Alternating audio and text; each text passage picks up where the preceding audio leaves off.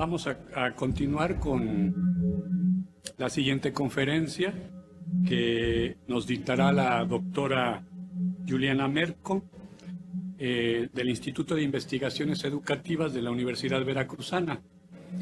Revisando el currículum de la doctora Merco, ella es investigadora titular del Instituto de Investigaciones en Educación, es coordinadora del cuerpo académico Territorio, Comunidad, Aprendizaje y Acción Colectiva, coordinadora del Grupo de Investigación Acción Social Ecológica y coordinadora de la Red Socioecosistemas y Sustentabilidad del CONACYT.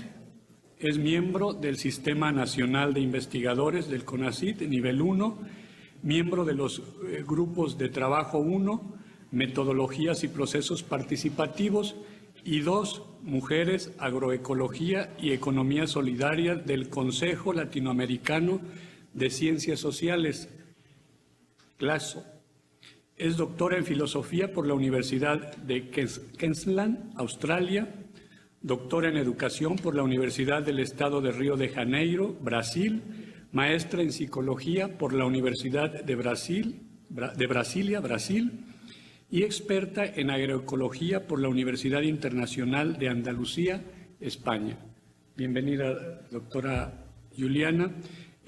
La conferencia que ella nos va a ofrecer hoy se enmarca en el eje de investigación acción participativa y el título de la conferencia es Innovación educativa con enfoque en sistematización de la práctica docente. Cedo la palabra a la doctora Merco. Muchísimas gracias. Me da mucha alegría estar aquí. Algunas caras conocidas del taller de ayer y en algún sentido es una continuación del diálogo o una contextualización un poco distinta de lo que abordamos ayer. No sé, veo como el público disperso, tal vez un poco como reflejo del cansancio, ¿no? ¿Han estado, no? ¿No tanto? ¿Desde la mañana? ¿Sí? ¿Y se sienten cómodos así en grupitos separados? Muy bien. Pues entonces un poco para reacondicionarnos en este espacio tan gris, les voy a pedir que empecemos saludando afectuosamente a las personas que encontremos a nuestro lado, algunas son conocidas. Saludemos especialmente a las que no conocemos, por favor, un saludo, manos, y sí. Para cambiar, lo hago, le pido, ¿cómo hago para cambiar las diapositivas? Aquí, ok, perfecto, excelente. Y lo apunto hacia allá. ¿No? Hacia allá. Ah, okay. Ahí donde está, donde gusta. Va.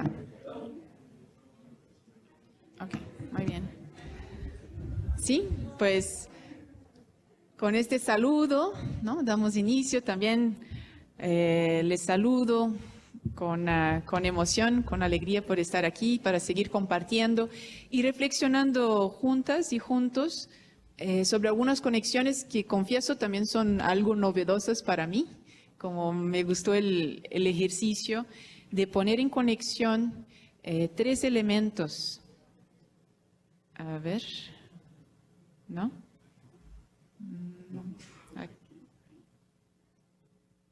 Va.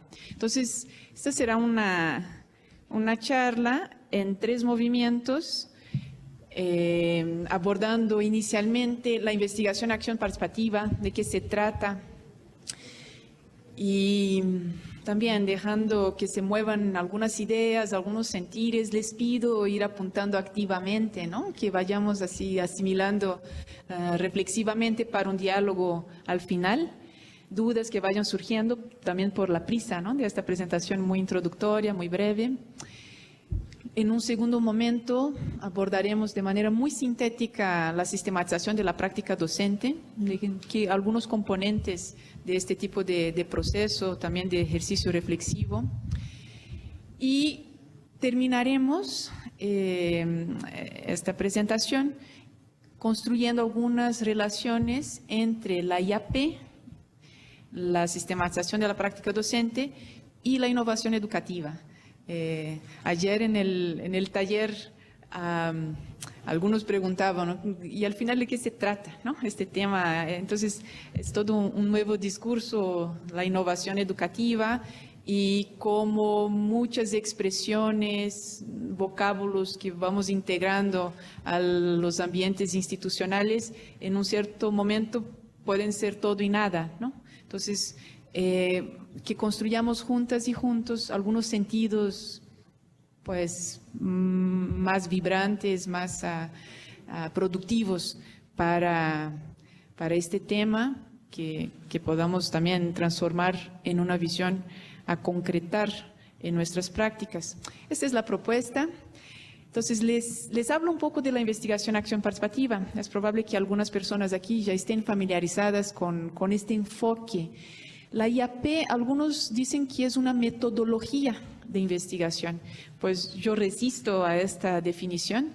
Para mí es un enfoque político epistémico ante todo, y tiene que ver entonces con una forma de abordar, comprender, estar en la realidad socioambiental, ¿no? Social y más allá.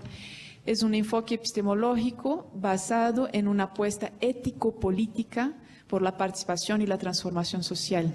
Entonces, es un investigar implicado, ¿no? Que tiene sí una orientación hacia la transformación social, con aquí la aclaración de que eso no significa que hay una agenda previa, que ya sabemos qué hay que transformar y cómo hacerlo, sino sabemos que hay que generar algo distinto en el mundo, porque lo que nos mueve, entre muchas cosas, es un sentir de incomodidad, de inconformidad con el status quo.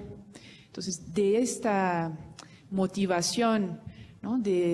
Por sentirnos inconformes y por identificar en la realidad social una serie de injusticias, una serie de problemas que no son resultado de una determinación divina, ¿no? Entonces, rompiendo con visiones fatalistas y posicionándonos como seres históricos, constructores de la realidad, nos movemos hacia su transformación. Y la investigación aquí, la academia, es una herramienta de transformación. No es un fin en sí mismo, sino es un camino, un instrumento para la transformación con múltiples actores, ¿no? Es un enfoque también metodológico para investigar la realidad social y aportar a su cambio desde la reflexividad. Entonces, la acción-reflexión, eso que llamamos de praxis en la educación popular, es el corazón de la investigación acción participativa. No hay un reflexionar en abstracto, sino toda reflexión tiene como fin una acción, o ocurre también desde la acción, con y para la acción, así como la acción no es desprovida de un acto reflexivo. Una manera de pensarlo, entender la IAP, es la intersección entre la academia y el activismo, ¿no? Es una academia orientada a la acción y es un actuar organizado con propósitos de transformación que está inyectado por procesos de reflexividad. En este sentido, cada componente, ¿no? de este enfoque que nombramos investigación acción participativa tiene como eje transversal procesos de coaprendizaje necesarios. Estamos a todo momento aprendiendo mutuamente, conjuntamente, para investigar. Entonces, ¿qué significa en este sentido, ¿no? Es acompañar procesos, registrando, documentando, ¿no? Diseñando metodológicamente con actores diversos, idealmente no solo actores académicos, también involucrando a miembros, ¿no? De las comunidades con las que trabajamos, de las organizaciones, instituciones, de diferentes sectores, para pensar el proceso que se va a construir, documentarlo, sistematizarlo, analizar los resultados reflexivamente. Entonces hay una serie de componentes que son propios de la investigación académica, ¿no? Pero más allá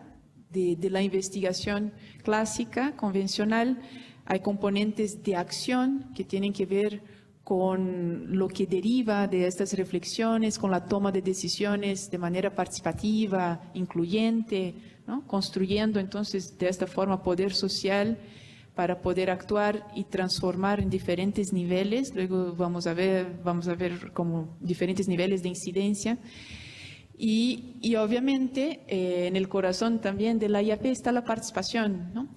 Existe una corriente más cercana, más propia del norte global, que es la investigación-acción, action research lo llaman, que surge en la psicología social con el fin de investigar y transformar estructuras organizativas en empresas, en instancias de gobierno, como pensando también de forma colectiva para transformar aspectos organizativos, pero el sentido de la participación no es tan fuerte, tan amplio en estas vertientes de la investigación-acción, ¿no?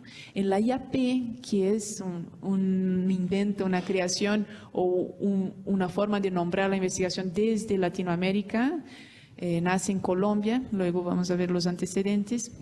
La participación es algo central y es una participación plural que busca ser lo más horizontal posible. Sabemos que pues, las jerarquías se infiltran, ¿no? Entonces hablar que es un proceso plenamente horizontal sería bastante ingenuo. Bien, muy brevemente algunos antecedentes de la IAP. Kurt Lewin en Estados Unidos en 46 lanza un libro que trata de investigar con las minorías sociales para transformar, y eso es un trabajo al interior de la disciplina que es la psicología social, más cercano a nuestro contexto sociopolítico. Falsborda en la década de 60, 70 lleva a la academia a los movimientos de base, a los movimientos campesinos en Colombia, también para transformar, innovar los procesos de investigación, incluyendo actores no académicos y orientando los procesos de conocimiento, aprendizaje, entendimiento de la realidad para poder transformarlo junto con esos actores. Y Paulo Freire, que es obviamente alguien más cercano a nuestro campo educativo, también es un antecedente importante por su visión política de la educación. Entonces, recordando, la IAP comparte con la educación popular esta premisa que posiciona la educación como un acto político. Es un acto ético y político. No podemos pensar desde esta vertiente la educación como un proceso de mera construcción de conocimientos de manera abstracta, ¿no? Entonces el conocimiento aquí es posicionado como un acto político y vamos a ver más al respecto. Entonces la IAP se basa en varios principios. De manera breve les voy a comentar algunos, clasificando así en tres grandes dimensiones. Entonces algunos de los principios epistemológicos de la IAP, que también se articulan en el político, sociocultural, pero muy centralmente la relación entre sujetos cognitivos en pie de igualdad. A mí me encanta, no sé si aquí las y los educadores se han encontrado en su vida con un libro que para mí fue muy revelador. Me encanta un filósofo francés que retoma la historia de un educador de la época de la Revolución Francesa que se llama Joseph Jacotot. Jacques Rancière es el autor de un libro que se llama El maestro ignorante, 5 lecciones sobre la emancipación intelectual. ¿Quiénes aquí se han encontrado con este librito en su vida? Pues nadie. Búsquenlo.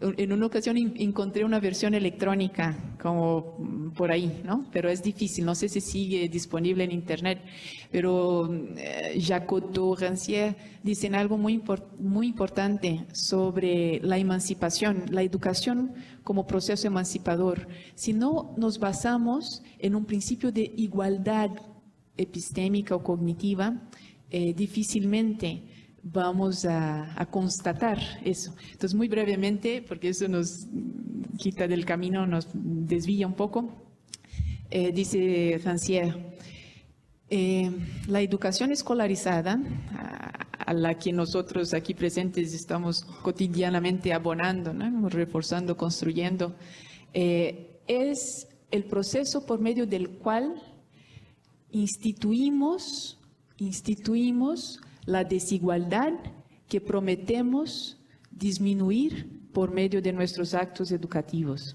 ¿Okay? ¿Qué dice Rancière? Creamos esta desigualdad cognitiva, epistémica, para prometer a los sujetos epistémicos que lograrán un día ser como nosotros, ¿no? Entonces, nos necesitamos bien, en palabras de Rancière, esta falacia, ¿no? esta mentira para justificar justo nuestra existencia como profesores, ¿no? Es como solo por medio de esta jerarquía que pone a algunos sabedores como los que saben menos y otros que saben más, esta desigualdad cognitiva es creada y es necesaria para justificar el orden de la institución educativa. Si partimos del supuesto de que pese a las diferencias en conocimientos, yo conozco de una cosa, ustedes de otra, ¿no? Cada persona tiene conocimientos distintos. Si partimos de una premisa distinta y decimos la igualdad nos constituye a todas y todos como somos iguales cognitivamente, tanto es así, y ahí da un ejemplo así más citando a los griegos y el tipo de contexto de la esclavitud, aunque también es cercano a algunas realidades nuestras, dice, tanto hay igualdad cognitiva que el esclavo es capaz de comprender el orden del amo, ¿no? Este acto de inteligibilidad es prueba de una base compartida, ¿sí? La inteligencia es igual, lo que cambia es qué conocemos en la realidad, ¿no? Pero nosotras y nosotros, profesores, y más allá, sin personalizar, ¿no? Sin personificar, es la institución a la que pertenecemos, se basa en la estructuración, ¿no? En constituir una estructura de desigualdad de inteligencias para poder autojustificarse. Entonces, si subversivamente, ¿no? Como ponemos a prueba esta supuesta verdad de la desigualdad de las inteligencias y partimos en la realidad de que sí, todas y todos somos sujetos inteligentes y capaces de asimilar, comprender, aprehender la realidad de formas muy distintas, la IAP es una vía, ¿no? Que parte de este principio, porque hay una relación de sujeto a sujeto. No eres menos que yo, ¿no? Porque no has sentado en una silla en la escuela, ¿no? Sino al revés. Tenemos inteligencias iguales y sabemos cosas distintas, pero podemos aprender mutuamente. El conocimiento desde esta vertiente es algo que se construye en la acción. Entonces también rompiendo con una dicotomía clásica, ¿no? De que hay por un lado el saber, por otro el actuar, y ahí algunos van a decir, no, pero eso es investigación, no es intervención. La intervención educativa es algo, la investigación es otra cosa, ¿no? Espera, podemos construir conocimiento interviniendo en la realidad, ¿no? Incluso podemos cuestionar, decir, con Paulo Freire también, si no actúas, si no transformas, no conoces. Estás pues construyendo ideas en un sentido de la abstracción que por su lejanía con la concretud de la realidad no es conocimiento realmente efectivo, ¿no? Bien, entonces es otra premisa, el conocimiento como acción. El conocimiento vivencial, los conocimientos tradicionales son conocimientos, son validados, ¿no? Entonces, Verónica estuvo antes hablando de diálogo de saberes y pues no hay otra forma de construir conocimiento para la investigación acción participativa si no es co-construyéndolo con estas voces muy diversas y con tipos de conocimiento también diferentes, ¿no? Bien, y la investigación se vuelve un acto compartido, ¿no? Por eso hablamos de investigadores comunitarios en muchos procesos. Y se trata, obviamente, de un aprendizaje crítico, activo, orientado a una fuerza transformadora. Aquí hay una ecuación que a mí me gusta pensar. Cuanto más diversidad, ¿no? Diversas perspectivas implicadas, más compleja es nuestra visión, ¿no? La que construimos para entender la realidad. Obviamente sabemos, la realidad nos rebasa, es de una complejidad inmensa, ¿no? Nunca una disciplina podrá decir, ¿no? Algo que aborde y pueda retratar la realidad tal cual es como siempre nos rebasará. Por eso la interdisciplina está necesaria en tiempos de crisis global, ¿no? Crisis, antes hablaban solo de crisis económica y ahora pues las crisis ambientales y todo está articulado. Entonces, ¿qué? Un economista tendrá su visión, un ecólogo su visión, ¿no? Un sociólogo, un ingeniero químico, un ingeniero, ¿no? Pues mecánico, cada uno con su visión del mundo, de la realidad, con lo específico, ¿no? El estudio muy particular o de una realidad más amplia, más compleja. Trabajar interdisciplinariamente, sabemos, es algo fundamental para si queremos, ¿no? Si nos comprometemos con una academia implicada con la sociedad, no hay otra manera. Interdisciplinariamente y o transdisciplinariamente, que es la transdisciplina, es la integración de actores no académicos en la construcción, en el proceso de construcción de conocimientos, ¿no? Y sabemos cada vez más, nos va cayendo el 20 de la necesidad de abordar, de entender complejamente la realidad para poder actuar más efectivamente. Entonces, pues, esta diversidad de visiones aporta a la complejidad, ¿no? Y eso nos permite actuar de manera más efectiva. La ciencia no es neutra. Eso, para las personas que hemos caminado por las humanidades y ciencias sociales, no es algo muy nuevo, pero para muchas personas, y aquí están varias presentes que están en campos de estudio, ¿no? De las ciencias naturales, las ciencias exactas. Bien, aquí una cita de Falsborda que dice que la ciencia no posee valor absoluto, como si fuera un fetiche con vida propia, sino que es un conocimiento válido y útil para determinados fines y que funciona con verdades relativas. Toda ciencia, como producto cultural, busca un propósito humano determinado y por lo mismo lleva implícitos los sesgos valorativos de las clases a las cuales pertenecen los científicos. En otras palabras, favorece a quienes la producen y controlan.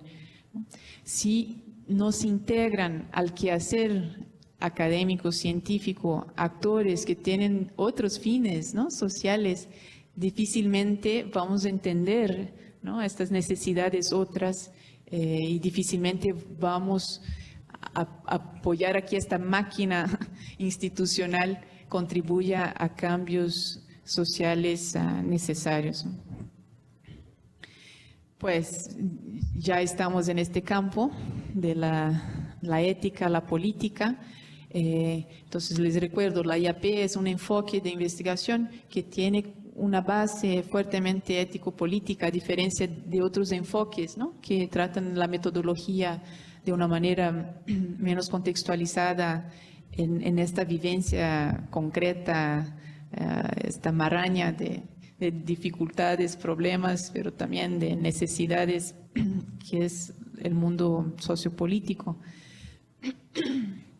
Entonces, se trata de un trabajo con colectividades al margen del poder, predominantemente, ¿no? Tenemos un colega que dice es que los problemas, antes, eso también es un pensamiento que nace en los 60, 70, ¿no? En la militancia latinoamericana por el cambio social. Entonces, su contexto histórico es muy importante para entender, ¿no?, la IAP. Pero también es verdad que, aunque hoy obviamente siguen habiendo, y se han aumentado los grupos marginados, la injusticia, la miseria, también es verdad que cada vez más somos todas y todos seres altamente vulnerables, de maneras distintas, claro, hay grados necesariamente diferentes, ¿no? No soy pues tan vulnerable como alguien que vive en condiciones de pobreza, en una situación de riesgo también por las inundaciones y, no sé, pensando en nuestro contexto también veracruzano. Pero sí, hay cambios socioecológicos en curso que nos vulnerabilizan a todos y todas. Hay cuestiones, situaciones también políticas que nos afectan a todas y todos diferentemente, pero no pensemos que somos, ¿no?, invulnerables como personas a las cuales no nos llegarán tanto los dolores, porque sí nos llegan, ¿no?, los dolores sociales, los vivimos en nuestra piel, y también en un sentido muy concreto, práctico, somos personas para las cuales cambios importantes en nuestra estructura sociopolítica nos vendría muy bien, ¿no? Entonces estamos todas y todos implicados en un mar de injusticias e inconformidades. Bien, se trata de un posicionamiento, la IAP, que enlaza el quehacer académico con un sentido de justicia. Es decir, pues la academia no es un juego, ¿no?, de construcción de conocimiento para publicar y, no sé, ganar puntitos y productividad y no sé qué, aunque la lógica esta nos absorbe bastante, nos distrae de los sentidos reales de nuestro quehacer, ¿no? Hay muchísima distracción, pero pues una y otra vez hay que recordar, ¿para qué todo este esfuerzo de vida, toda esta energía? ¿Qué queremos al final? ¿Cuál es el sentido más importante de nuestra práctica educativa, ¿no? Bien, se trata sumamente, así, de manera sintética, de posicionar el quehacer académico en su sentido ético y político y posicionarlo ante un compromiso con la transformación social en todos sus niveles, ¿no? Y uno puede decir, pues no trabajo con organizaciones, con comunidades, no trabajo con movimientos nacionales, pero ¿qué es el aula? ¿Qué es el espacio, ¿no?, las relaciones de docencia? Este espacio es un espacio fundamentalmente sociopolítico, ¿no?, de construcción de saberes, de poderes, son prácticas que están atravesadas todo el tiempo por esta íntima relación entre el conocimiento y el poder, ¿no?, el saber poder. ¿Poder en qué sentido? Pues eso, cómo participamos en nuestros colectivos que conformamos una y otra vez con los estudiantes en el aumento de la capacidad para entender el mundo, pero también para actuar, ¿no? Que tanto fomentamos o no la autonomía de los estudiantes, el pensar propio, ¿no? Que tanto abrimos los espacios de decisión para que participemos en la construcción de procesos que son en una escala micro, pero altamente relevantes, porque ahí estamos, es parte de nuestra vida, ¿no? Entonces la vida no es lo que ocurre afuera en las arenas políticas más amplias, es nuestro cotidiano mismo. hay niveles diferentes de participación. Entonces, cuando hablamos de la cuestión ético-política,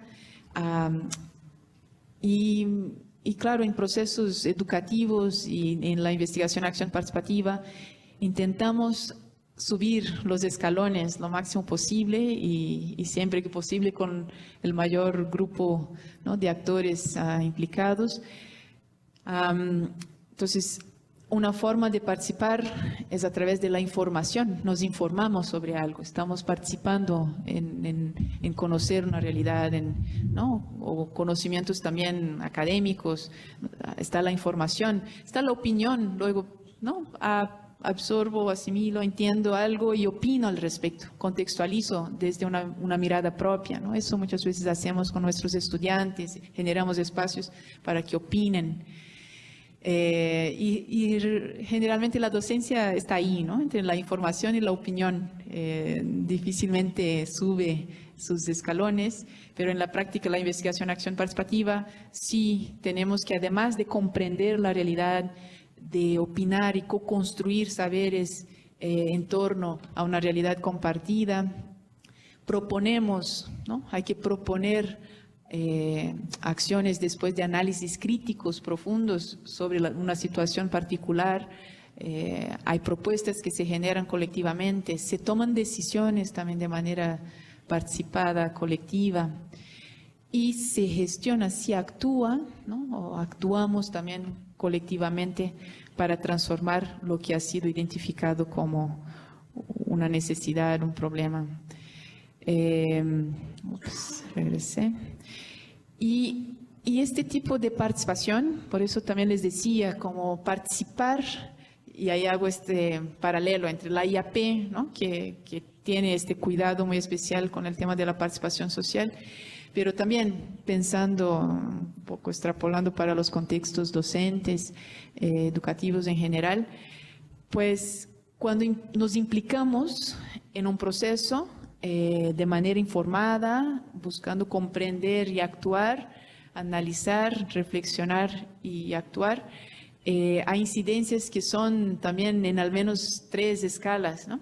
Lo personal, y ustedes lo saben, ¿no?, nosotros que somos seres muy activos, que tomamos decisiones y todo eso en nuestros procesos, estamos bastante afectados personalmente, nuestras habilidades se ven ampliadas, este sentido también de la realidad, ¿no?, de la importancia de lo que hacemos.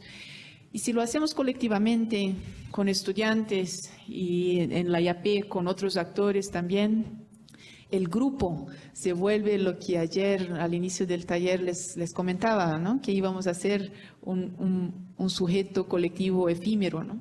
Entonces, el grupo en el que participan, hay actores distintos participando activamente, se vuelve como una especie de sujeto colectivo, con una mente muy potente, ¿no?, una mente colectiva, creativa, mucho más capaz que la mente individual, y claro, eso incide sobre su creatividad, inteligencia social y lo demás. Y también participar activamente en un grupo que piensa la realidad, que toma decisiones y actúa. Eso puede ser un grupo de estudiantes, un grupo de profesores, un grupo mixto, ¿no?, académicos y no académicos. Eso también tiene ahí un gran potencial para incidir sobre la sociedad, la comunidad más amplia y la sociedad en general. Bien, y también hay principios socioculturales importantes que tienen que ver con conocer el contexto en el que actuamos. En el caso de nuestra actuación en la institución universitaria, también, ¿cuál es la memoria histórica de este lugar en el que ejercemos, ¿no?, nuestra profesión, actuamos cotidianamente? Y si empezamos a tomar decisiones y buscar cambios, este es un asunto un poco así de fondo. En nombre de la innovación educativa, también quizás podamos empezar a hacer cambios que no necesariamente sean muy bien vistos por algunos. Entonces, todo sentido de transformación, no sé si todo, pero muchas veces lo que implica transformar también puede incomodar, ¿no? Sabemos que las cosas como son, así son porque, bien, hay personas que están muy cómodas, ¿no? con esta estructura. Entonces, hay mucho esfuerzo en hacer con que las cosas sean como son. Cambiarlas, en muchísimos casos, implica molestar, incomodar a las personas que son favorecidas por la estructura tal cual es, ¿no? Y claro, imagínense los cambios sociales de más magnitud, incidencia, ¿no? Y en un sentido, pues, claro, hablemos de justicia, eso molesta muchísimo a mucha gente. Bien, ya les hablé de la fusión entre reflexión y acción, la praxis como el quehacer mismo en la investigación, acción participativa. Entonces, la planeación, la acción, la reflexión, observación. Y aquí quiero ya ir migrando a estas reflexiones que vinculan la IAP con la sistematización. Entonces, como una imagen posible, ¿no? La investigación, acción participativa es todo un campo teórico práctico, un enfoque, ¿no? y una vivencia, una experiencia práctica de la construcción de conocimiento para la transformación social. La IAP, en gran medida, las prácticas de IAP, yo incluso aumentaría el campo de intersección. La sistematización es la forma como vamos organizando la información generada en los procesos de IAP. No todo proceso de IAP se basa en prácticas de sistematización tal cual teorizan algunos autores y autoras latinoamericanos, pero sí, la sistematización es una práctica de organización de ideas, de información y reflexión sobre estas descripciones de la experiencia que está en general en la base de la IAP, aunque no todo proceso de IAP se base en la sistematización. Y aquí es donde quiero llegar. La sistematización de prácticas docentes, más específicamente, que fue un tema que abordamos ayer en el taller. Entonces, eso que es nuestra práctica educativa, quizás no solo docente, ¿no? Más allá, lo que tiene que ver también con aspectos de administración, gestión, sistematizar experiencias educativas, puede tener que ver con un enfoque de investigación, acción participativa o no. Esta es una distinción importante. Entonces, puedo sistematizar sin como implicar a actores diversos, sin que haya un aspecto de participación amplia en mi proceso, ¿no? Sin que haya un elemento de investigación más fortalecido, como lo tendría en la IAP. ¿Okay? Entonces son distinciones como la sistematización de las prácticas docentes, educativas, pertenece al campo de la sistematización, pero no toda sistematización tiene que ver con la IAP. Bien, vimos ayer algunos elementos que tienen que ver con la sistematización de la práctica docente.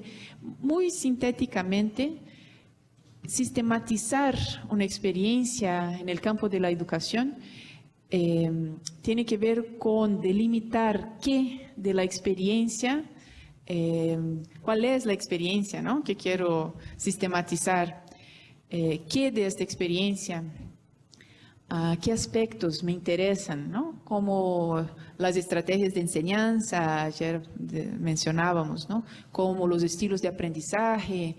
Quiero conocer, poder pensar, reflexionar diferentes aspectos de una experiencia particular, que puede ser una experiencia educativa, puede ser un programa de licenciatura, un programa de posgrado, puede ser un evento, un foro de estudiantes, como este mismo foro podría ser sistematizado, lo que implicaría contextualizarlo, ¿no? ¿Qué exactamente? ¿Por qué? ¿Para qué? ¿Cuáles son los fines de este proceso de sistematización? ¿Cómo lo haremos? ¿Qué instrumentos vamos a utilizar para registrar la información, para construir información, cuestionarios, ¿no? en línea, todos los formatos, no sé qué, grabar, video, audio, hacer el cronograma. Entonces registro toda la información de un proceso que puede durar, ¿no?, como 2 días, un semestre, 1 año, 5 años, 10 años, ¿no?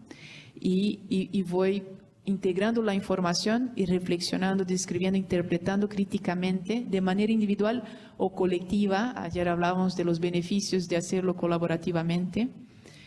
Entonces, analizo, interpreto críticamente este proceso, evalúo qué hay que cambiar, cuáles son los caminos de innovación, ¿no?, en este sentido del cambio, y difundo.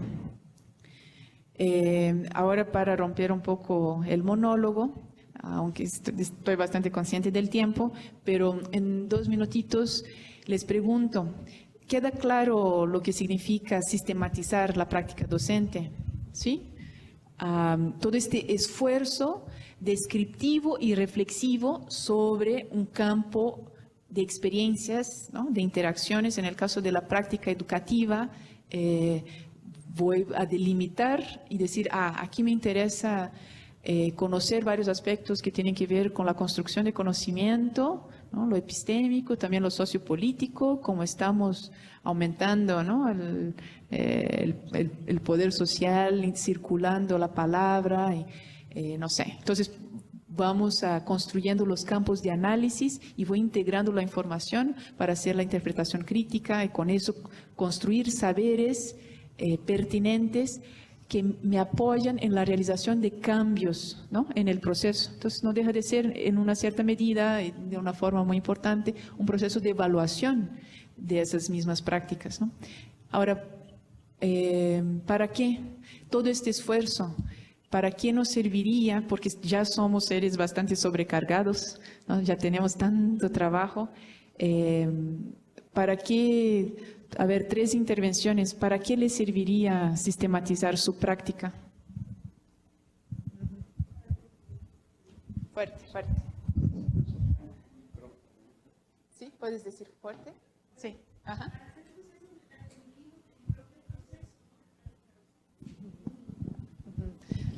Para lo metacognitivo, ¿no? Para evaluar tu propia práctica. Para llevar a cabo procesos metacognitivos de mi propio proceso que me lleven a una mejora, ¿sí? Y que esto redunde en el proceso de formación de mis estudiantes. Ok, entonces ahí un para qué es redundar en el proceso de formación de los estudiantes a través de esta metacognición. ¿Qué más? Otra razón. Yo creo que lo fundamental es despertar y promover la capacidad reflexivo-crítica de los estudiantes, que está adormecida, Y ya, por ejemplo, el reporte, el informe de la evaluación del MEIF está bastante triste y nos responsabilizan los estudiantes de sus logros, de sus objetivos no logrados al personal académico. Okay. Entonces puedo sistematizar una serie de prácticas para averiguar qué tanto contribuyen realmente, efectivamente, a esta capacidad crítico-reflexiva de los estudiantes. Ajá. Una razón más, un para qué más. Aquí dijeron antes para publicar, ¿no? Ajá. Bueno, por ahí va. Sobre todo, a mí me interesa mucho sistematizar para crear un conocimiento de pensamiento complejo en mis estudiantes de medicina, para que tengan una enseñanza autodirigida y, como por ahí decían bien, que culmine en investigación médica, que esto impacta pues a la sociedad, ¿no? Muy bien. ¿Alguien en las regiones quisiera aportar también? Si en las regiones tienen algún aporte con respecto a la pregunta de la doctora Liliana. ¿Para qué sistematizar la práctica educativa? Está bien. Seguimos y dejamos un poco más de tiempo para el final, para el diálogo. En Poza Rica.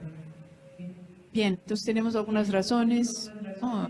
Intenciones, fines. Otro puede ser difundir esta experiencia, darla a conocer y que otras personas obtengan. Entonces, ¿cómo volvemos a las diapositivas? Ok. Hola. Es que creo que pensaron que ya habíamos terminado, ¿no?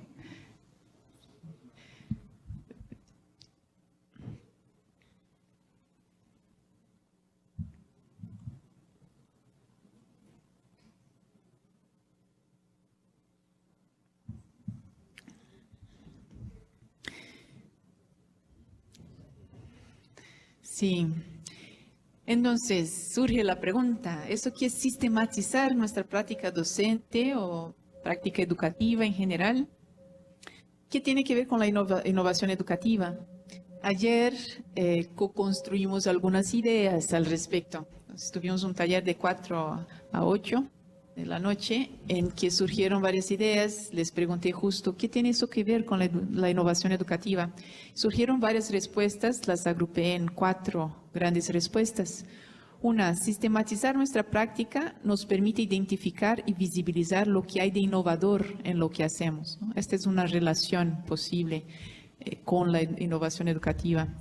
Sistematizar es una forma de innovar, dijo alguien, ¿no? Porque no solemos hacerlo, ¿no? Entonces estamos innovando en ese sentido. De la sistematización surge la claridad respecto a los cambios innovadores que necesitamos realizar. Esta es otra relación, ¿no? No solo identificamos lo innovador, como de ahí, desde esta reflexión sobre la práctica, podemos derivar innovaciones necesarias, ¿no? Las oportunidades de cambio. Y la sistematización permite difundir experiencias, inspiraciones e innovaciones replicables también. Entonces, dar a conocer lo que estamos haciendo, poder comparar, también leer lo que hacen los demás, todo eso abre campos para la innovación, para la construcción de otros, para construir experimentaciones, ¿no? En el campo educativo. Miren, a modo de conclusión, poniendo sobre la mesa o aquí en el espacio algunas inquietudes, les comparto lo que un poco siento como una especie de riesgo o riesgos de cooptación por el discurso de la innovación, ¿no? Bien, ya es un discurso bastante instaurado en la institución educativa, en la universidad y más allá, ¿no? Bien, ahí pienso en algunos campos discursivos por los que transito, también en las ciencias de la sustentabilidad se habla mucho de oportunidades de innovación y cosas así, ¿no? Bien, en varios campos de la ciencia y de la tecnología más aún, ¿no? Me quedé pensando, como rescatando algunas inquietudes de lo que escuchamos ayer cuando hablaba Hernández. Se acordarán de sus tipos, ¿no? Así es siempre muy divertido escuchar a Hernández, a mí me encanta. Y también nos ponen como en una forma muy reflexiva, ¿no? Es muy atinado lo que dice. Y una forma de resumir algunas de sus ideas, yo llamaría de como es una educación industrial, ¿no? Lo que en la contemporaneidad, los tiempos en que vivimos y la forma como pensamos la educación, la escolarización, va de la mano con la industrialización de la vida colectiva en sus múltiples sentidos, ¿no? Como yo trabajo con agroecología, temas de alimentación, y pues sabemos cómo la industria ha también como, ¿no?, acaparado esta dimensión de la vida, ¿no?, humana, como hay mucho más comida industrializada en muchas familias, en muchas casas que no, ¿no? Y eso pensando también en la industrialización del campo, de la forma de producción, ¿no? Aunque no pase necesariamente por una fábrica, que no sea comida procesada, son las máquinas que siembran, cosechan, ¿no? Bien, Entonces, hay una tendencia muy fuerte, no tan nueva, hace como 50 años que tuvimos este salto como humanidad a formas cada vez más industriales, ¿no? de organizar la vida común. Y la educación no ha sido, ¿no? No ha dejado de participar en este cambio. Entonces, una educación industrial es una educación masiva, ¿no? Con fines externos, sin sentido propio, cuyos agentes tan fundamentales que son los docentes son actores reproductores de algo que ni siquiera entienden bien para qué sirve, ¿no? Nos llegan la currícula y los contenidos que hay que reproducir, pero ¿para qué todo eso, no? ¿Y por qué de estas formas? No pensamos ni las formas ni los qués, ¿no? Y menos los para qués, ¿no? Y quizás podamos hablar también de una especie de educación artesanal, una educación implicada con fines co-creados, ¿no? Que entendamos para qué, por qué estamos haciendo lo que hacemos, una educación más llena de sentido ético y político, ¿no? Una educación más cuidadosa con todos y todas que están realmente participando en este proceso, ¿no? Que pueda activar esta reflexividad y su conexión con la vida misma, ¿no? Y, pues la reflexión, acción orientados a la transformación social en estos varios niveles que hablábamos, participan entonces este movimiento continuo de reflexionar y actuar desde lo micro, ¿no? de la relación, y el nivel más micro ni siquiera es el interpersonal, es el intrapersonal, ¿no? Las cuestiones que vivo conmigo misma, ¿no? ¿Qué me pregunto sobre, a ver, por qué estoy aquí haciendo lo que hago? ¿Para qué ser docente y cuál es el sentido de eso en mi vida? Hay cuestionamientos que vivimos en nuestra relación con nosotras mismas, ¿no? Hay el nivel interpersonal, la relación con los estudiantes, luego pues vamos ampliando las escalas, meso, macro, ¿no? Social. Entonces, reflexionar y actuar en estos sentidos de esta manera cuidada, artesanal, es parte de una otra educación cada vez menos frecuente. Y la innovación educativa puede ser pensada, yo quiero poner a discusión, como un proceso continuo artesanal, ¿no? Entonces, ahí disputando el término, ¿no? Como todo vocábulo que surge, no sé, vamos a imprimir diferentes sentidos, ¿no? Entonces, la noción de innovación, sabemos, funciona muy bien en el mercado, ¿no? Hay que innovar todo el tiempo, ¿no? La tecnología de punta, lo nuevo, como si la novedad de por sí fuera un valor, ¿no? No necesitamos entender para qué, ¿no? ¿Por qué este celular que hace 10 cosas más que el que hacía anteriormente es mejor si ni siquiera voy a usar estas otras 10 funciones, ¿no? Pero es nuevo, entonces es mejor, ¿no? Eso es parte de una mentalidad que, pues, desgraciadamente, ¿no? Nos atraviesa por la fuerza que tiene los medios y nuestra forma, pues, bastante productivista de pensar. Bien, si me alejo de esta noción de innovación muy propia de los mercados, de la empresa, ¿no? Si resisto activamente a pensar la institución educativa como una forma de empresa del conocimiento, si planteo que la educación es un proceso diferente, ¿no? al mercado y nos sirve, ¿no? No estamos construyendo sujetos para el mercado simplemente, pues se afirmo una diferente manera de pensar la innovación educativa como proceso continuo, artesanal, proveído de mucha reflexión y acción transformadora, ¿no? Como un proceso continuo de evaluación y experimentación de nuevas formas, con una creación propia, ¿no? Ahí están mis manos construyendo este proceso con instrumentos y sentidos propios, no importando irreflexivamente, ¿no? No, tenemos que poner tecnologías y no sé qué. A ver, sí, podemos usar, ¿para qué? ¿Cómo? ¿No? ¿Con qué cuidados?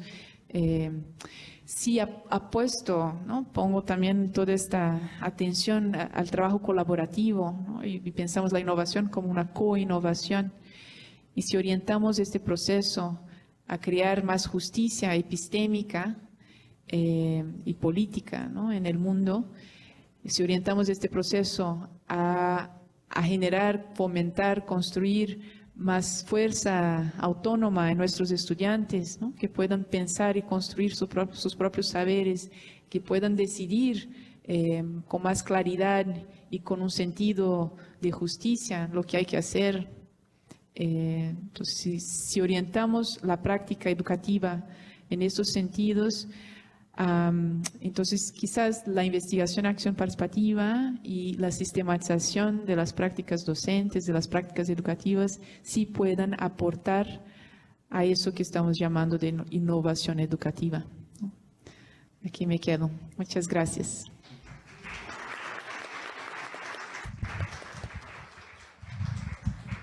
Pues agradecer a la doctora Juliana por esta interesante charla, ¿verdad? Que creo que nos coloca en el ahora y aquí, ¿verdad? Después de más de 70 años de historia de nuestra universidad, hablar de una educación artesanal, ¿verdad? A partir de la puesta en marcha de la investigación acción participativa, creo que la mayoría de los que estamos aquí vivimos esos procesos, ¿verdad? O conocemos, ¿verdad? De manera viva estos procesos de investigación, acción participativa. Yo los recuerdo muy bien en mi formación profesional como antropólogo.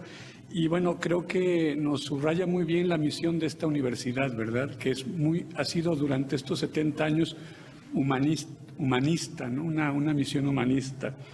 Y bueno, subrayó muy bien, ¿verdad?, el tema de la acción, reflexión, acción como el corazón para una academia activista, ¿no? O sea, no dormida, sino con mucha vida, ¿no? Entonces, miren, el estar aquí ahora, pues podríamos pasarnos hasta más tarde, ¿verdad? Pero creo que por respeto a las siguientes ponencias, ¿verdad? Vamos a pasar ya directamente a las siguientes ponencias, ¿verdad? Porque tenemos a las 4 de la tarde el otro taller, ¿verdad? Y tenemos el tiempo pues así, ¿no? Entonces vamos a continuar en el aquí ahora, pidiéndole a los siguientes ponentes que pasen acá a la mesa. Antes agradecemos a la doctora Juliana con un aplauso. Muchas gracias.